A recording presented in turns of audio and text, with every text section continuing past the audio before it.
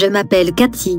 Lorsque je suis arrivée en Mongolie en 1991, j'ai senti que Dieu m'appelait à être une guerrière de la prière. Mais je disais à Dieu, je prie tout le temps. Comment se fait-il que je ne sois pas une guerrière de la prière? Je me disputais avec Dieu. Après la mort de mon mari et mon remariage, nous avons déménagé dans un autre pays d'Asie pendant un certain temps. J'ai senti que Dieu m'appelait à nouveau à être un guerrier de la prière. J'ai cédé et j'ai dit, d'accord, je vais mettre à prier 3 fois par jour. Des miracles ont commencé à se produire alors que mon mari, mes 3 jeunes filles et moi-même prions 3 fois par jour en famille. Nous cherchions depuis des mois un endroit où vivre, et Dieu nous a fourni une maison. Mon mari et moi avons perdu notre emploi d'enseignant d'anglais, et Dieu nous a fourni un nouveau poste d'enseignant qui était encore meilleur. C'était la première étape où Dieu m'a prise dans la prière. La deuxième étape est venue lorsque j'ai commencé à réfléchir aux instructions répétées de Jésus de veiller et prier dans le Nouveau Testament.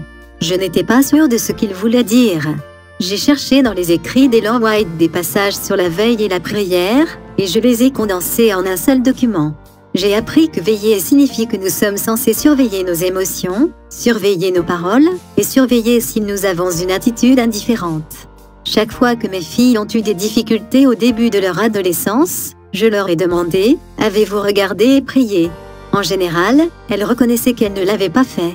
Nous avons réservé une salle de prière dans notre maison où chacun de nous, 3 fois par jour, confessait en privé ses péchés et ses faiblesses et demandait à Dieu de les remplacer par un esprit aimant et humble. Cela a vraiment aidé à apaiser nos relations familiales.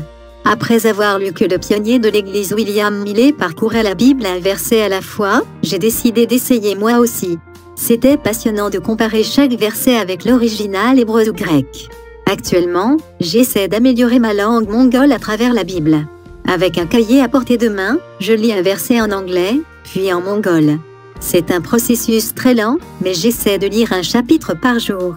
Lire en mongol m'a donné une nouvelle perspective parce que des mots différents sont utilisés. Un matin, j'ai lu le chapitre 33 du Deutéronome, verset 1, qui dit en anglais « Moïse, l'homme de Dieu ». Mais en mongol, la description est « Moïse, la personne de Dieu ». Je me suis demandé, puis-je dire Cathy, la personne de Dieu? C'était tout ce dont j'avais besoin pour cette journée. Dans certains pays où j'ai vécu, les lois font qu'il est difficile pour les étrangers de partager ouvertement. Mais vous pouvez créer des occasions pour que les gens posent des questions, et il est parfaitement acceptable de répondre aux questions.